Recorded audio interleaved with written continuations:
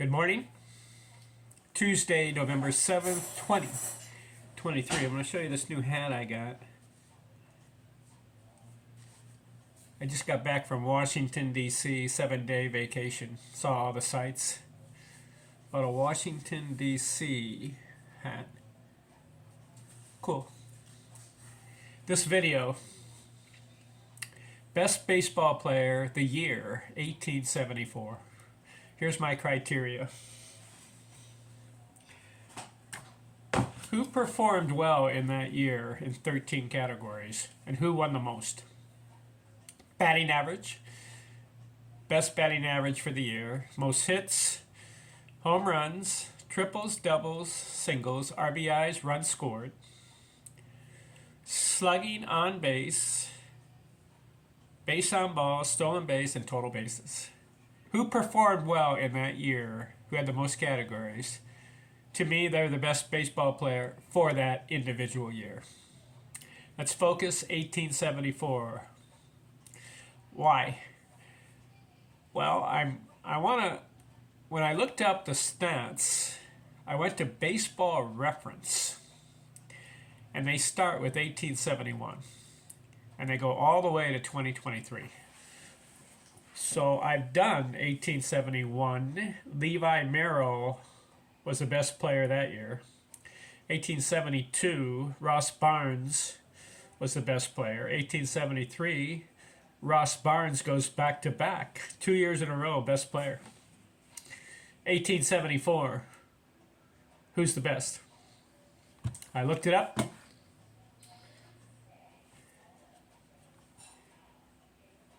Out of 13 categories, this player won 4 categories. Cal McVey. You may ask, who is Cal McVey? Well, he's not in the Hall of Fame, but he had a good 1874. He won the 4 categories. What did he win? So I turned my head. I'm looking at my computer. If you turn it right here, you see there's my computer. So I have all the stats on there. So I'll say the stat, look back, forth, okay? Levi Merrill. Nope.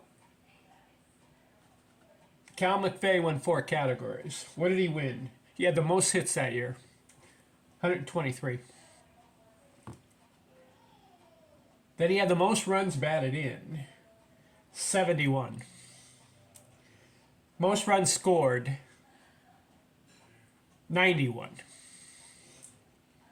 And he had the most total bases, 165. 4 categories, beat everybody else. Who else played during that year? You had Levi Merrill, who won 1871. Jim McGraw, Hall of Famer. George Wright, Lip Pike, Al Spalding. Tom Barlow and Ross Barnes all played during that time. But the best player that year, Cal McVey. Let's look at his career.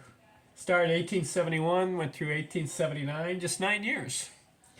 Didn't play that many games, 500 games in his career. Career batting average, not bad, 346. But he just had about 2,500 at-bats. 346 over 2,500 at-bats. You'd have to be in order to have a legitimate career batting average, you need at least 7, 8, or 9,000 at-bats. Then we'll see if you're a good player with your batting average. Ty Cobb had over, we have 12,000 at-bats, and he bats 366. See, that's a legitimate batting average. And some of the other guys in the Hall of Fame, Henry Aaron, Willie Mays, all had over 10,000 at-bats. I believe Babe Ruth had 8 or 9,000 at-bats. Lou Gehrig, same thing. And these guys are in the Ruth 342, Lou Gehrig 340 career. Those are legitimate batting average. So for Cal McVey's 346, not enough at-bats to say he's legitimate. He's not in the Hall of Fame. But for this discussion that I'm covering on these videos, 1874, I consider him the best baseball player that year. Cal McVey had 869 career hits, just 9 years. See, the problem what happened in the 1870s, they didn't play enough games. Excuse me.